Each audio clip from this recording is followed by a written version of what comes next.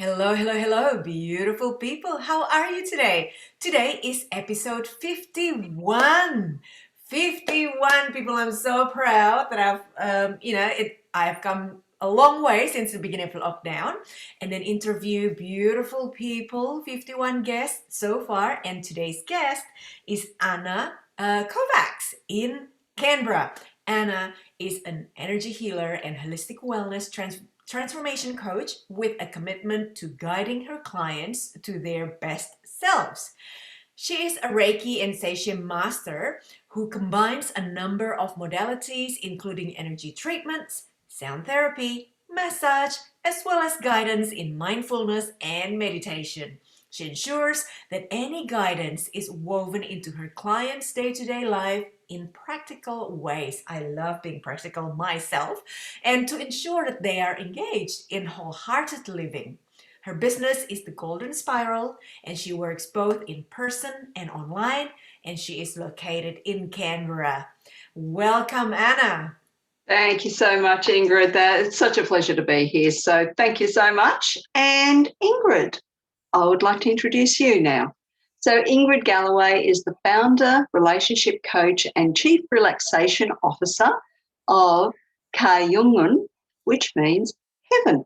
She has been a relationship coach for 12 years and a spa therapist for 22 years. She practices at KAHYANGAN in Sydney and from clients' homes, offices and hotel rooms, online and from retreat locations.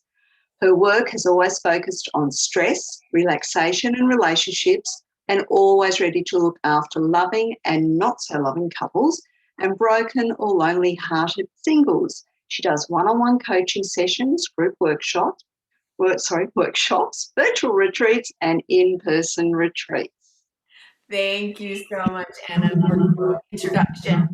Now, a first question, I'm always interested to find out my guest why. Why that you do what you do. Well, okay, apart from being the coolest, most satisfying thing in the world, being able to help people, watching them grow and expand into the best self that they can be, into their best life. It it's just such an honour and a privilege to be let into a person's very private world and assist them to finding themselves. It's something that I have been through myself. Mhm. It's now something that I wish to be a part of, and just to be there to help. It almost sounds, oh yes, everyone wants to help, but having been through my own experiences of a difficult abusive marriage and mental health issues, difficulties of my own, and having people there to help me, I now wish to return that to other people who need my help. Beautiful, absolutely beautiful. A lot of therapists are like this, right? We've experienced rock bottom before, and then we come up the other way and end up healing others because of our experiences. Yes, it's certainly true. It's one of those things that you have a completely different level of empathy and understanding if you've been things through yourself. Mm. So, tell me, why your why? What is it? What is it that you do? So I came from Indonesia at the tender age of 21 to marry my first husband, and partly because I want to escape my mom, which is not a very good reason to get married. But mind you, back then I was in love with my husband, my ex-husband, and then 10 years marriage. Unfortunately, it was an abusive relationship, so I left after 3 attempts. And in my healing journey, self-healing journey, I went to see a couple of therapists, went to self-development seminars, changed my paradigm, finding myself, because in the marriage I wasn't being accepted for who I was.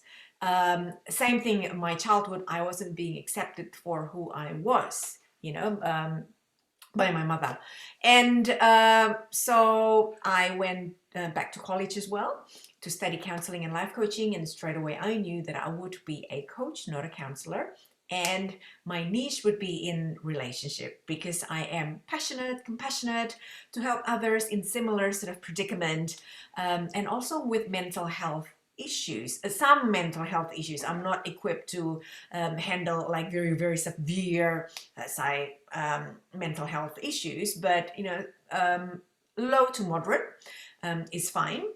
And because I have experienced depression, anxiety myself, and yeah, it's a journey, and I understand that it is very, very good to have a support system in my life so I can go through some challenges from time to time. Sometimes I feel up, sometimes I feel down, and to find that source of inspiration, if I can help other people in that way as well, it's just very, very rewarding. And that's beautiful. That is beautiful. Yay! Now, Anna, I am curious to find out 3 tips. And I understand that in relationship, either with partner or with ourselves, we need to be open and vulnerable. So, what are the 3 tips on being open and vulnerable, not just to your partner, but also to yourself?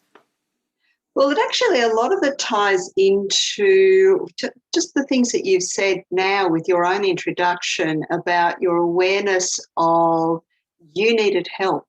Hmm. And so it comes back to that honesty with yourself and understanding that to be vulnerable, you need to be vulnerable with yourself and accepting of yourself, and understand that if there's things that you either wish to change or need assistance with, that you seek the help. Um, we're brought up with being super person, so either superman or superwoman, it doesn't really matter, that we are rock hard, and the truth of the matter is we're not. When it comes to relationships, being able to be open and vulnerable with yourself, acknowledging who you are, acknowledging perhaps the things that you're not good at. It could be something like, I don't like conflict. Yeah. And that puts you in a space of being in a protective mode at all times because you do everything to avoid the conflict. So, for instance, running away from your mum, and although you're in love with your then husband, um, what if you could turn that around, which is what you've basically done with the rest of your life. You've turned it around and you've actually focused on yourself and going, what is it that I need to change about me? What is it that I need to accept about me? And admitting that you've got vulnerabilities, that you are frightened, that you are perhaps not the best at whatever it is. So it could be discussing things.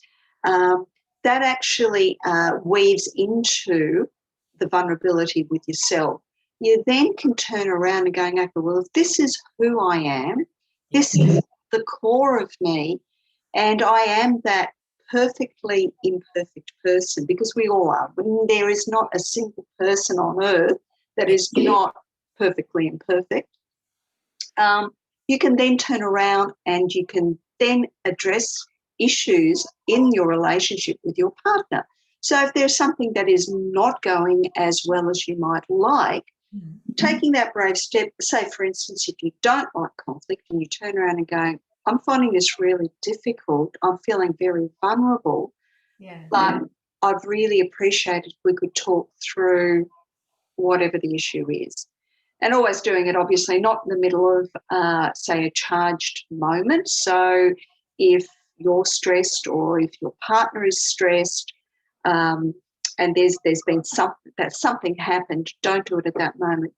Turn it around to a quieter, more relaxed moment and take it from there.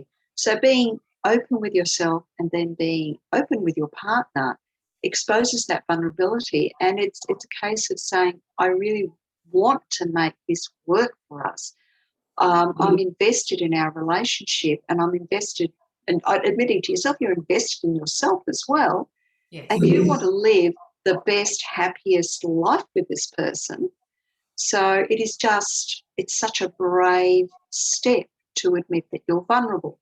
So admitting that you're scary to yourself and to your, to your partner. It's actually a huge step, and it is one of the tips. So investigate yourself, have a look at the relationship, see what's happening there. If it's a fantastic relationship, make it better. What can you do to make it better? And sometimes it might be just little tweaks with your partner. Again, that may cause you to be a little bit, I really don't feel comfortable with that. But if you want it to let it grow organically, then put it forward. Step into that. And if that's really a scary thing for you to do, why not write them a note? Why not write them a little letter? Not by email. There is nothing more personal than your handwritten self.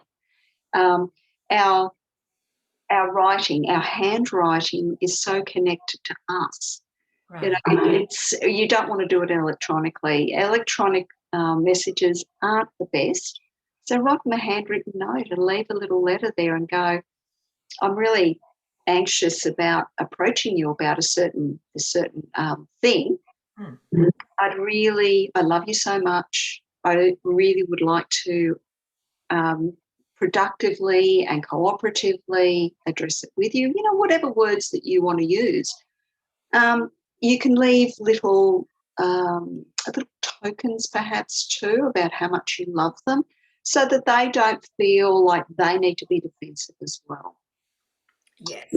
That reminds me of my relationship with my ex-husband, actually. Before we got married, we were pen pals for many years because we lived in different continents before I moved to Australia. So, yeah, writing letters, I mean, back then my handwriting was readable. Nowadays, as I get older, I'm not even a doctor, but my handwriting is terrible. But yeah, I really get what you mean. It's very personal. It's very personal. Yeah, it is. And you can put it, with a small token gift, nothing huge and elaborate perhaps, but a little token to say, you mean so much to me. You are so much a part of my world and my life. And I value you and this relationship so much that there's an aspect that I'd really just like to refine or make better or address. So, whatever it is, and take it from there. Yes, yes. I don't mind a diamond ring along the side as well. I don't mind sometimes. Well, horses for courses, but, so sometimes it's the little things. It Yes. can even be, picking a little flower from from outside and just putting that with, or something, or buying a little favourite chocolate or a little favourite sweet or a savoury something or other, whatever that person particularly loves. Wow. And just then putting the note and saying, and by the way, I was thinking of you, and I know you love this so much, so here you go. Yeah, no worries. Thank you for sharing that. My pleasure. So, your tips. No. What can you tell us? Yeah, so 3 tips about relationship. Today, I would love to connect with brides and grooms to be, how to lay the foundation of a successful marriage. But mind you, nowadays, some people don't get married anymore, even though you're going into the de facto relationship, but you need a strong foundation to build a loving and successful relationship long term. Number one is to lay your cards on the table before you get married or get together. So you know what you're in for. You did mention a lot about vulnerability. This is when you get vulnerable. Tell them what are your boundaries, what's okay, what's not okay. This thing is not acceptable to me. Sorry, don't do this thing to me, for example. Yeah, that's why I like the idea of a prenup. Not not saying that, yeah, I can predict that we will break up one day. No, it's just so you know what you're in for. That's why I like prenup. So hopefully there are minimal amount of terrible surprises along the way. But relationship always have challenges. So therefore, I am also encouraging for people to be open for growth. As you mentioned, it's really good to know who you really are. It's good to know who your partner is, but then allow room for growth because people do change. Number two, deeply discuss on how to tackle the top three breakup reasons, which are communication, infidelity, and money. Because we come from different backgrounds, maybe different culture. How we communicate to solve problems are different. Maybe we copy our parents how they solve problems, and maybe it's not the same, or highly likely it's not the same how your partner's parents solve problems, and therefore your partner mimicking them. You know, and then infidelity. Well, that's a big one. How you can build trust again once this happened. And then money. A lot of people may have aspirations to be wealthier, but some people are quite stuck in their mindset, money mindset, thinking that, oh, money is evil, right? Some people can think that. So different money mindset can trigger some stuff along the way in the relationship. So ask for various professional support as soon as you see or hear red flags in these three particular areas. And number three, have individual goals and couple goals. Respect each other's space or solitude so you don't feel that you're smothering your partner. It's nice to be lovey dovey and then, holding your partner, hugging your partner. But if you do that all the time, it's like, where have you been? 5 minutes. I haven't seen you. What have you been doing? You are smothering your partner, but be there with love and encouragement to achieve your goals. So my strategy is win-win for everyone. I like to be fair. I don't, even though, say, for example, the wife come to me for to initiate coaching and then bring along the husband. I'm not here to favor her simply because she is the one that's engaging my service. No, I'm here for both parties because my objective is win-win for everyone. So the relationship can win, right? So those are my three tips. They're perfect because, as you mentioned, that ties in with vulnerability so well in being able to open yourself up for that communication. But also the thing that you mentioned with, you might come from a family that address things in a particular way, but it's not the way that you address them. So there is conflict in that. So an understanding of those sorts of differences and a recognition of the differences is just so important. And yes, personal growth and personal space. Love sitting with my partner. We sit down, hold hands while we watch telly and all that sort of stuff. But I love my own space too. Very important. Solitude is good. Now, people, we come to the fun part of the podcast, which is guessing each other's true and false statements. So, Anna said that I toured around Tasmania in a 4-ton truck. Oh, wow. And number two, I lived in South Australia for 3 years. I normally go for the more juicier sentence, so I will choose number one. Anna toured around Tasmania in a 4-ton truck. Is that true? Yep, it is. It is. Tell me the story. Okay. My partner John and I were going to Tasmania for a Christmas break. So we were flying out of Canberra on the 25th of December, Christmas Day. And we had all the accommodation booked, we had the flights booked, all that sorted. Would have been about 3 days before we were due to leave. So bearing in mind the time of year, Yeah. he still looked over at me and said, "Did you book the car hire?"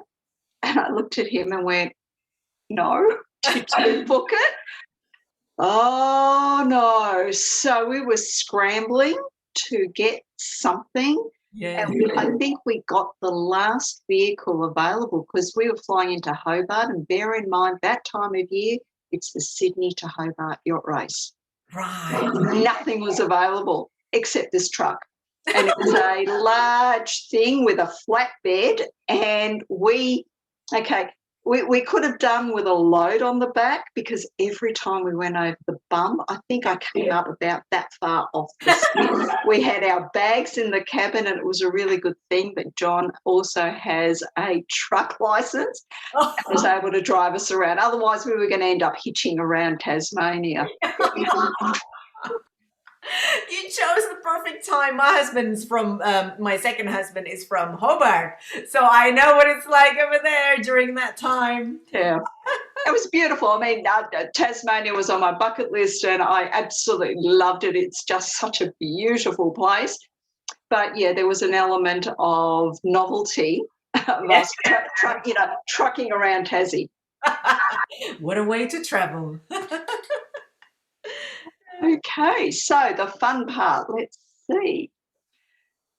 Okay, Ingrid's true or false. Number one, Ingrid got a special aromatherapy gift from her client. Or number two, Ingrid got a special dining gift from her client. You know what? I'm going to go with number two, Ingrid, that you got a special dining gift from your client. Yeah. Well, actually, both are correct. Oh, that's cheating. Yes, I just remember. I mean, when I sent the statements to you, actually number one was correct. But then I remember, oh yeah, actually my other client gave me a dining card. So now both of them are true. But the funny story was behind number one, got the aromatherapy gift from the client. It's not just any aromatherapy, because I do tons of massages. Sometimes at the end of the day, clients come with a special self aromatherapy. The body odor is just like overwhelming, and I thought, oh my God, where is my strongest essential oil that I can grab that's within reach, that I don't have to go to another room to find? Oh, no. One hand on the body. I mean, you can see my massage table behind me. One hand on the body, and then another hand grabbing this bottle, twist the lid, and then. Oh, doing massages myself, it's like, no, you want them smelling nice. Client or potential clients, there's a tip for you. Before you have a massage, just make sure that either you put tons of antiperspirant or you have a shower. Please, yes, the massage therapists would greatly appreciate that. I know. And then another client, another time, also gave me a different aromatherapy gift through farts.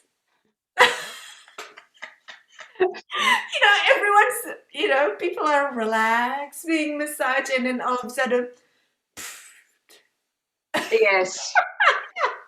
It's just one of those things. The body does what the body does. exactly, you feel relaxed and you release toxins or whatever. Yes, it is definitely toxic for my smell. Yes, and yes, I completely understand. Yes. Because you probably have experienced one before. Yes, Yeah. I have. So anyway, it's like, yeah, the body's doing what the body does best. Anyway, it's just being a body. Now, my last question for you is, what do you do to either relax or add raunchiness into your relationship? Have fun. It's it's one of these things. We get so tied up in life and it gets very serious, but we have fun. So my partner and I, we dance. We do rockabilly dancing, although we have our own style and we use a number of different styles together. So it's a bit of this, a bit of that. Yep. If we see a dance move somewhere that we like, we'll practice it and add it. And so we go to festivals, we go to dances. Actually, we were dancing yesterday afternoon. Oh. And just having that element of fun, and it's really lovely because partner dancing, you need to be very in tune with the other person.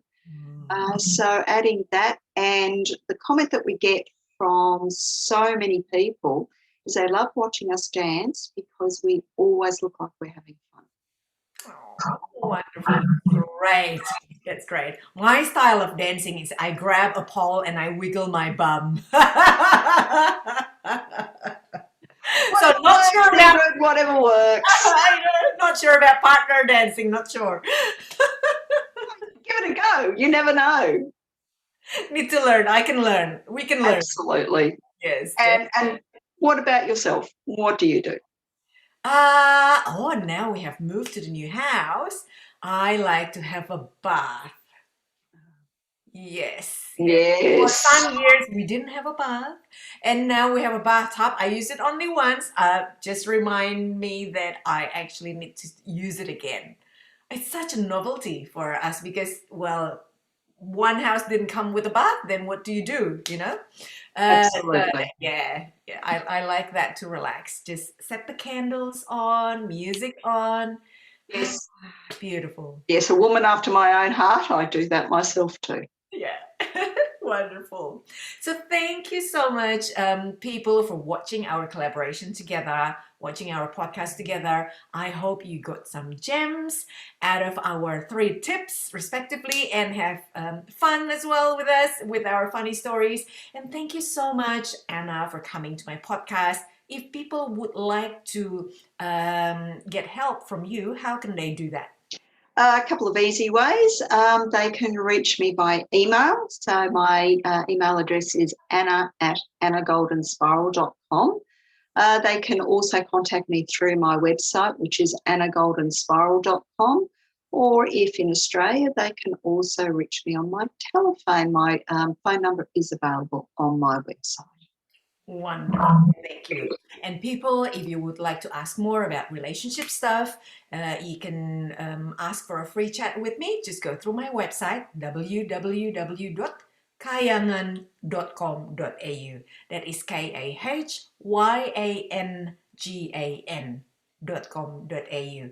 And if you can, please like and subscribe to my YouTube channel, Ingrid Galloway, and that'll be super. And next week, definitely there is another new podcast guest, and we'll talk all sorts of life stuff, fun stuff, relationship stuff, and we will definitely keep you entertained and informed.